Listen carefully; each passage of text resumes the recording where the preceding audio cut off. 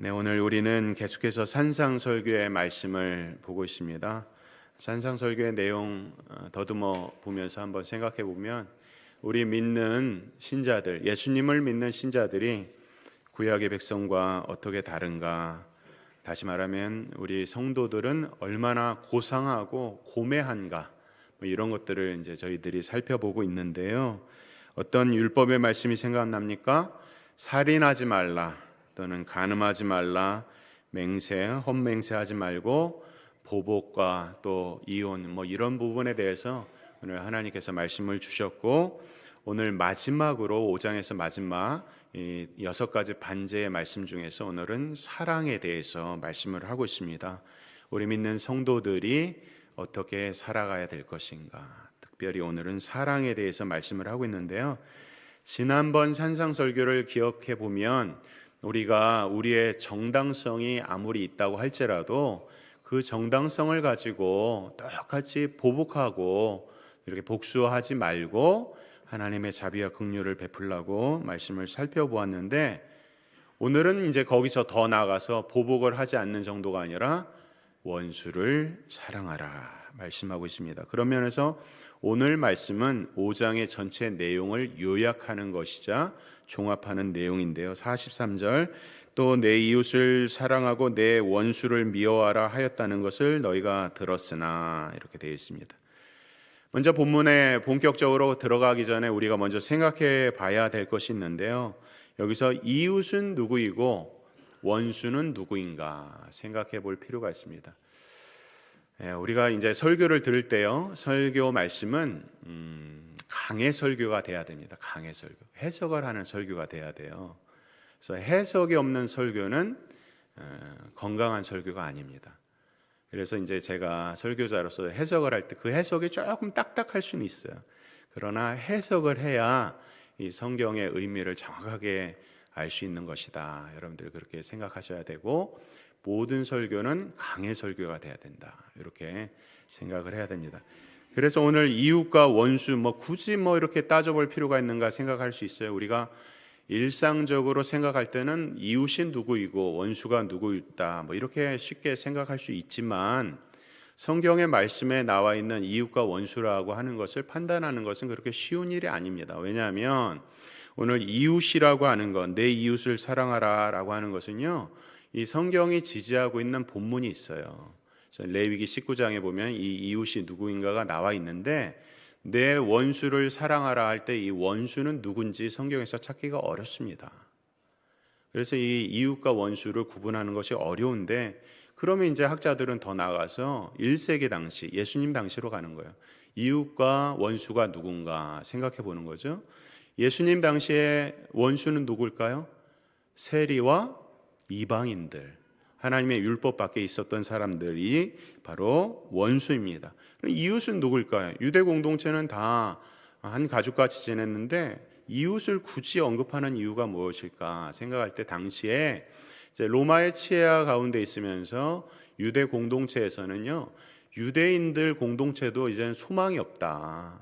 사두개파나 바리새파 이런 것들 보니까 정말 다 똑같다. 로마와 타협하고 자기가 원하는 대로만 살아가고 오히려 동족을 핍박하는 이 바리새인들을 보면서 희망이 없다고 생각을 했던 거예요. 그래서 그들은 저 산으로 돌아가서 숨어들어서 그곳에서 자신들만의 공동체 생활을 했어요. 그런 사람들을 성경에 나와 있지는 않지만 이제 역사적으로는 쿰난 공동체다 또는 SNF하다 이런 얘기를 합니다. 그 사람들을 이웃이라고 하는 거예요. 그래서 그 이웃들을 사랑하라. 그들은 우리의 공동체를 떠난 사람들이지만 그들은 그래도 우리의 혈족이지 않은가. 저들은 우리의 뜻과 반하여서 살고 있지만 그래도 저들은 우리의 이웃이 아닌가. 이렇게 이제 1세기 당시로 해석을 할 수 있어요. 근데 그렇게 하다 보면 오늘 성경 말씀이 오늘 우리에게 적용하기 어렵거든요. 그래서 5장 44절의 말씀을 조금 더 정황적으로 살펴보면 도움이 됩니다. 나는 너희에게 이르노니 너희의 원수를 사랑하며 너희를 박해하는 자를 위하여 기도하라, 이렇게 돼 있어요. 여기서 원수가 누군지 힌트가 나오죠. 누굽니까? 원수는 너희를 박해하는 자예요. 그러니까 이방인이나 세리를 언급하는 것보다 더 구체적으로 원수가 누군가, 예수님을 믿고 예수님의 뜻대로 살려고 할 때 그들을 핍박하는 자, 개인적인 증오의 대상으로 끌고 가고 있는 본문이. 막연하게 원수를 사랑하라 하면은 원수 사랑하지 않을 사람이 누가 있어요? 원수 사랑하라. 우리 믿는 사람들이 원수 사랑하라. 주님 말씀하셨는데 다 원수 사랑해야 되죠. 그렇지 않습니까? 그러나 이것을 구체적으로 끌고 가서 유대 공동체도 마찬가지입니다. 이방인들 원수니까 사랑하라 하면은 그들은 막연히 이방인들을 사랑한다고 말할 수 있었을 거예요.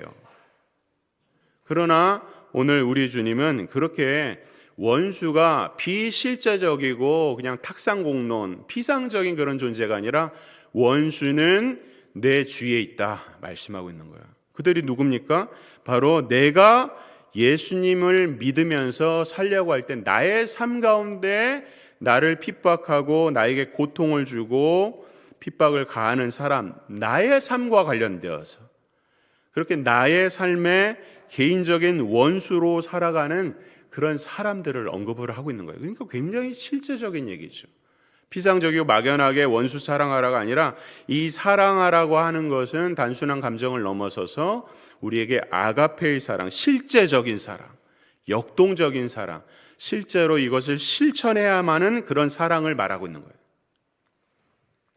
우리 선조들은 믿음의 그 선조들이 많이 있었습니다. 오늘 우리나라가 이와 같이 기독교 인구가 많은 이런 시기를 살아가는 것은 우리 믿음의 선배들이었습니다. 그 가운데 일제시대에 배출했던 순교자 주기철 목사님이 있는데요. 우리 모든 사람들이 다 존경하고 또 그의 고매한 믿음을 추앙하죠. 주기철 목사님의 일화가 있습니다. 그가 이제 어떻습니까? 일제시대가 끝나기 바로 전에 옥고를 치르다가 이제 순교를 당하지 않습니까? 한 번은 주기철 목사님의 사모님이 면회를 갔습니다. 당시에는 뭐 일제시대니까 면회하기도 굉장히 어려웠어요. 면회를 갔어요. 어렵게 면회를 갔어요. 그러니까 이제 주기철 목사님이 뭐 몸도 가누지 못하고 너무 힘든 상태에서 고통을 받고 옥고를 치렀으니까 뭐 말할 것도 없겠죠. 그래서 조금 아내에게 위로를 받으려고 했을 때에 그 사모님은 주 목사님에게 나약한 말씀하지 말고 옥에서 순교할 생각을 하십시오, 목사님. 이러고 가는 거예요. 상상이 되십니까? 그러니까 그 뒤통수를 보면서 주기철 목사님이 한 말씀이 더 가슴을 칩니다. 여보, 나 따뜻한 숭늉 한 그릇 먹고 싶구려.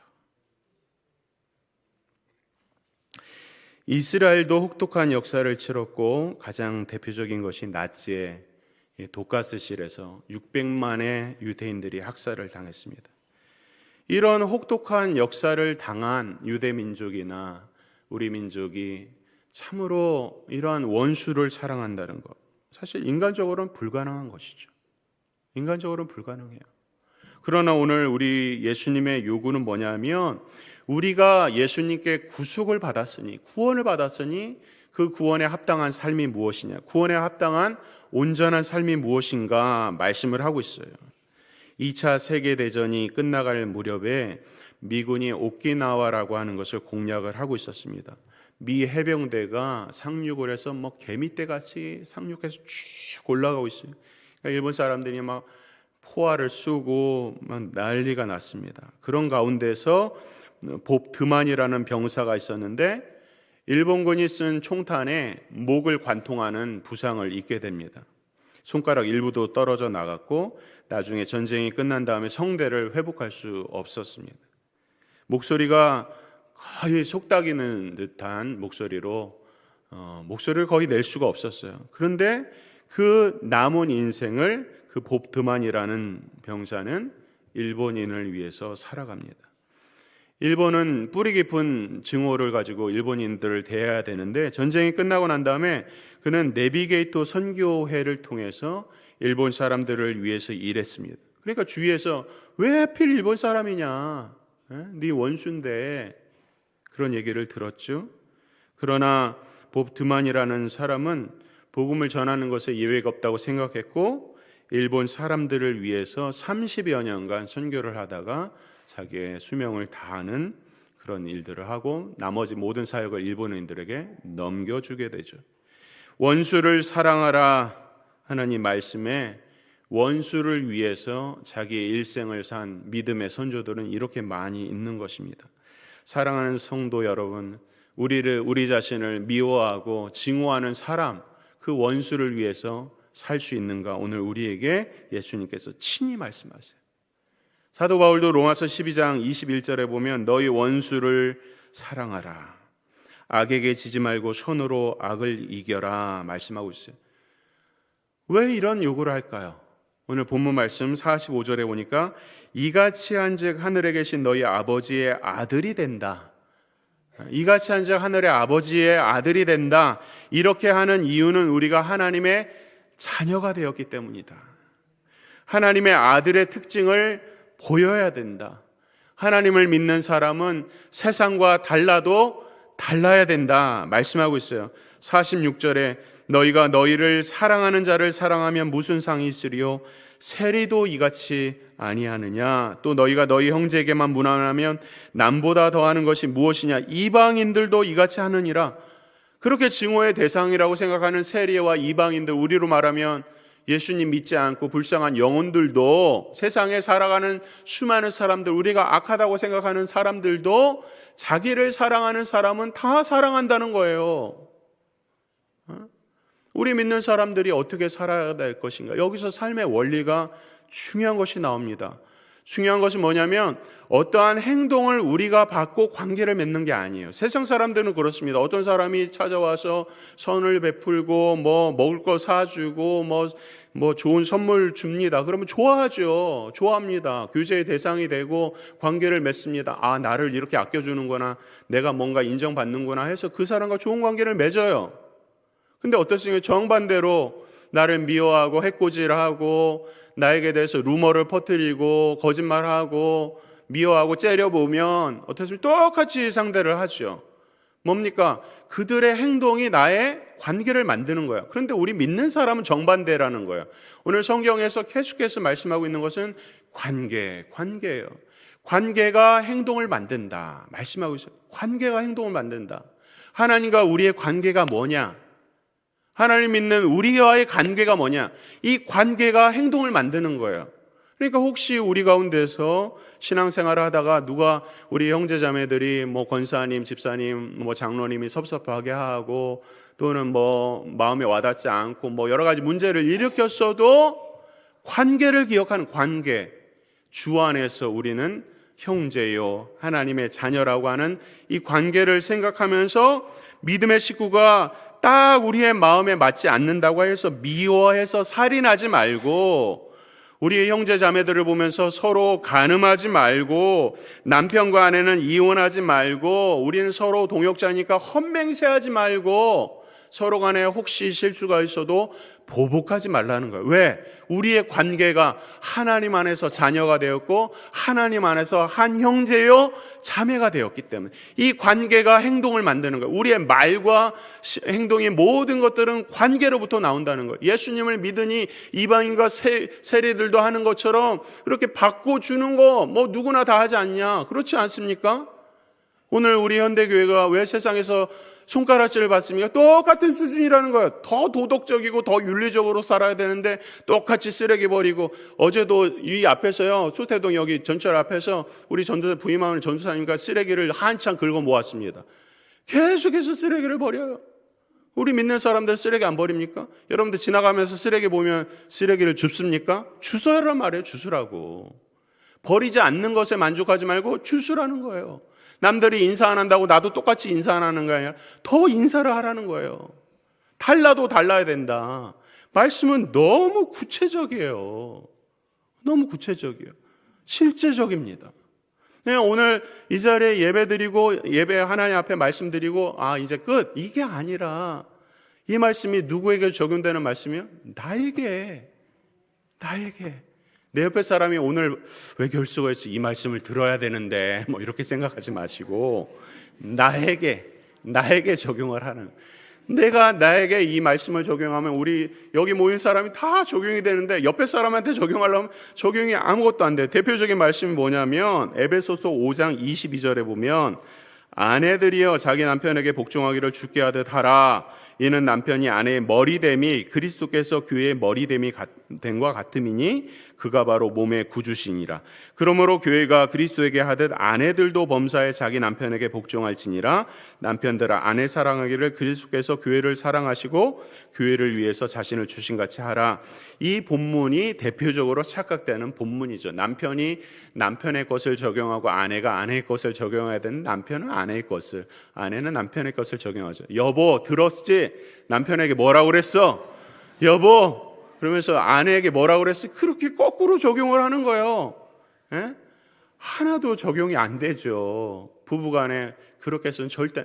남편은 남편의 몫을 적용하고 부모는 부모의 몫을, 자녀는 자녀의 몫. 아버지 어떻게 자녀들 어떻게 하라고 그랬어요? 노엽게 하지 말라고 그랬죠. 아버지 이렇게 따지지 말고 자녀는 자녀의 몫을 적용하면 되는 것이죠. 자녀는 부모를 그저 공경하고 사랑하고 아버지는 힘으로 누르지 말고 자녀를 인격적으로 노하게 하지 말라. 유별나게 그 말씀을 노하게 하지. 아이들이 노한다는 거예요. 노한다. 언제 노하는지 아세요? 두 가지 있습니다. 인격적으로 존중받지 못할 때 노하고요. 두 번째 차별받을 때 노예요. 자녀를 절대 차별하면 안 되고 인격적으로 대해야 됩니다. 노하지 말게 하라. 오늘 이런 말씀을 하면서 오늘 서로에게 적용을 하는 거예요. 근데 어떻게 합니까? 남들에게 서로 적용하니까 세상 사람들은 남편이 무능하다고 해서 이혼하고 또 아내가 자기 마음대로 순종하지 않는다고 해서 이혼을 합니다. 그러나 스스로에게 적용하고 스스로 최선을 다하고 책임을 져라. 자기에게 적용하라. 그래도 어떻게 합니까? 자기에게 적용해서 열심히 하는데 상대방이 여전히 말을 안 듣고 여전히 문제가 있어요. 어떻게 해야 될까요? 끝까지 참다가 하나님의 때가 되면 불순종하는 상대방을, 불순종하는 하나님의 뜻을 벗어난 사람을 하나님께서 직접 다루세요. 그러니까 우리는 우리의 몫을 다 최선을 다하라는 것입니다. 에베소서 5장 1절의 말씀이 그거였죠. 사랑받는 자녀같이 너희는 하나님을 본받는 자가 되라 말씀하고 있습니다. 이 책임이 우리에게 있습니다. 결국 하나님의 자녀의 책임은 자신에게 주어진 책임을 핑계하지 않고 하나님 앞에 순종하는 거예요. 신앙생활의 첫째는 뭐니 해도 순종인 것입니다. 사무엘상 15장에 보면 이스라엘의 초대왕 사울의 이야기가 나오지 않습니까?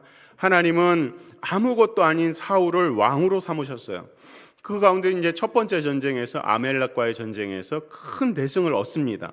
그리고 좋은 것들을 다 노획물을 취해버렸어요. 근데 하나님께서 아말렉과의 전쟁 가운데서 모든 노획물들을 취하지 말고 다 진멸하라고 말씀하고 있어요. 하나님의 거룩한 땅에 거룩하지 않은 것들을 들이지 않게 하고자 하는 하나님의 뜻이었습니다. 그런데 어떻게 합니까? 사울은 좋은 것을 빼돌립니다. 송아지라든지 양이라든지 좋은 것을 다 빼돌렸어요. 그래서 사무엘이 꾸짖으니까 이 사울이 하는 말이 이것을 가지고 하나님께 제사를 드리려고 했다고 거짓말을 해요. 그러니까 사무엘의 유명한 말씀이 나옵니다. 사무엘상 15장 22절에 사무엘이 이르되 여호와께서 번제와 다른 제사를 그의 목소리 청중하는 것을 좋아하신 같이 좋아하시겠나이까. 그 유명한 말씀이죠. 순종이 제사보다 낫고 듣는 것이 수양의 기름보다 나으니 이를 거역하는 것이 어떤 죄예요? 점치는 자의 죄와 같고 완고한 것은 사신 우상에게 절하는 죄와 같다. 완고하고 불순종하고 하나님의 말씀에 순종하지 않고 자기의 마음대로 살아가는 사람들은 이렇게 사신에게 점치는 자, 절하는 자, 그런 자들과 똑같이 취급을 하고 있는 거예요. 그러니까 신앙생활의 이 순종이 얼마나 중요한 것입니까? 그런데도 사울은 자기의 잘못을 알지 못했어요. 왜 그랬을까요? 자기를 지극히 사랑해서 그래요. 제가 양육 과정에서 언약에 대한 말씀 가운데서 우리의 평생의 싸움이 뭐라고 했어요? 자기 의와의 싸움이에요. 저를 포함해서 모든 사람들이 자기와의 싸움이에요. 자기를 사랑하는 자는 이 말씀이 들리지 않을 것입니다. 남에게 적용할 이 말씀을 듣는 자는 자기보다 하나님을 더 사랑해야 하나님의 말씀이 들려요. 그러니까 하나님의 말씀을 듣고 이것을 깨닫는 것은 은혜예요. 여기 앉아있는 사람들이 똑같은 메시지를 다 듣습니다. 그러나 다 깨닫지 못해요. 비밀이에요. 놀랍습니다. 그러니까 우리의 마음이 옥토와 같이 되기 위해서 얼마나 하나님 앞에 나오고자 노력을 하고 말씀을 사모하고 기도하고 그래야지 말씀이 들릴까 말까 한 거예요. 예? 그러니까 오늘 이 말씀, 자기를 너무 사울은 자기를 너무 사랑한 거예요. 하나님께서 은혜를 베풀어 주셔서 초대 왕으로 삼아 주셨는데 자기가 한 것으로 착각했고 자기에게 영광을 돌리려 했으니 하나님이 그를 버리셨죠. 그러나 우리 믿는 사람들은 어떻게 살아야 됩니까? 우리 자신을 사랑하는 것보다 하나님을 더 사랑해서 하나님의 말씀에 순종하는 것이. 왜 그렇습니까? 하나님은 충분하시기 때문에 그래요. 모든 것이 다 충분하세요. 우리는 착각을 해서 하나님 앞에서 뭐 순종하라, 뭐하라, 뭐 예물을 드리라 그러면 하나님은 뭔가 부족하다고 생각을 해서 그렇지 않습니다. 그것을 통해서 우리가 하나님을 사랑하는 것을 하나님 보길 원하시는 거예요. 하나님은 충분하시다는 거예요. 우리가 하나님이 부족해서 우리의 모든 것을 어떤 것을 요구하는 것이 아니라 오직 하나님은 충분하시지만 우리를 사랑해서 우리의 섬김과 헌신을 통해서 우리의 말씀의 순종을 통해서 하나님이 우리 사랑하는 자녀를 통해서 영광 받기를 기뻐하시는 것입니다. 옛날에 선전 가운데서 이런 선전이 있었습니다. 남편이 혼자 차를 타고 가는데 아내에게서 전화가 옵니다. 전화기 속으로 그 아내가 1년도 채 안 된 딸의 목소리를 들려주면서 자기 딸한테 그런 얘기를, 아빠 해봐. 그러니까 이 1살도 안 된 딸이 얼떨결에 아빠 했어요. 그러니까 이 아버지와 어머니가 차 안에서 서로 떨어져서 막 너무 좋아가지고 행복해서 막 난리가 난 거죠. 그리고 나서 이제 광고가 나왔어요. 저는 이런 내용을 보면서 우리가 다 부족하고 연약한데 이렇게 어떻게 원수를 사랑하라고 하는 말씀을 우리에게 주시는가? 방법은 한 가지입니다. 하나님을 닮아가는 거예요. 바리새인과 서기관의 율법을 지키는 그 의가 얼마나 지독한지 모릅니다. 나중에도 본문에 나오지만 그들은 금식을 하고 구제를 하고 기도 생활을 철저하게 했어요. 지금도 이슬람 나라 같은 데 가보면요, 저들은 새벽부터 코란이 온 사방에 다 울려버립니다. 새벽부터 밤까지. 얼마나 열심히 차를 타고 가다가 12시가 되면요, 차를 멈춰서 돗자를 깔고 자신들의 알라가 있는 곳에 절을 합니다. 그런 열심들, 유대인들의 열심이 그런 열심과 버금가거든요. 어떻게 그런 열심을 우리가 따라가면서 그들의 의보다 더 나을 수 있을까? 하나님을 닮는 거예요. 하나님은 우리에게 온전하라고 말씀하고 있는 것은 도덕적으로 흠이 없고 문제가 없으라고 얘기하고 있는 것이 아니에요. 우리의 연약함을 다 아는 거예요. 그러나 아버지를 아들이 닮고자 노력하는 것처럼 우리 자녀를 키우다 보면 어떻습니까? 자녀들이요, 아빠가 싫어하는 거, 엄마가 싫어하는 거, 음식 싫어하는 거, 그것도 똑같이 싫어해요. 그럼 보면서 이 녀석이 편식하면 안 되는데 하면서도 한편으로는 날 닮았네, 뭐 이런 생각하지 않습니까? 우리 육신의 부모도 자기를 닮은 자녀를 보면 너무 흐뭇한데, 사랑하는 주님께서 독생자까지도 내어주신 하나님께서 독생자를 위하여서 우리의 성품을 하나님 닮아가기 위해서 노력하는 그 자녀를 얼마나 사랑하시겠느냐, 그 의의를 말하는 거예요. 예수님을 사랑해서 나는 부족하지만 예수님 닮고자 내가 오늘도 말씀 받고 노력하겠습니다, 주님 도와주세요 라고 하는 그런 마음. 오늘 이 말씀을 들고 저는 특별히 우리 가운데 원수가 없기를 바랍니다. 그러나 평생을 살아가면서 이 땅에서 험악한 생활을 살면서 때로는 정말 원치 않게 원수같이 살아가는 사람들이 혹 있습니까? 오늘 이 시간 이 말씀을 듣고 우리의 삶 가운데 그런 분들이 있다면, 하나님 나는 할 수 없지만 오늘 주님이 이렇게 말씀하시네요. 어떻게 해야 됩니까? 그런 외마디조차도 우리 주님은 듣고 계세요. 그 마음을 원하시는 거예요. 부족하고 연약한 우리 인생 가운데 이런 말씀을 통하여서 우리에게 하시는 하나님의 음성, 완전하라 온전하라 하는 것은 우리가 도덕적인 흠결이 없는 것을 말씀하고 있는 것이 아니라 하나님이 말씀하셨고 하나님이 우리를 사랑하셨으니 내가 부족하지만 그렇게 살겠습니다 라고 한 걸음 뛰는 인생을 하나님은 두 손 들어 축복하길 기뻐하시는 줄 믿으시길 바랍니다. 이런 은혜가 오늘 우리 교회 가운데 가득하기를 주의 이름으로 축원합니다.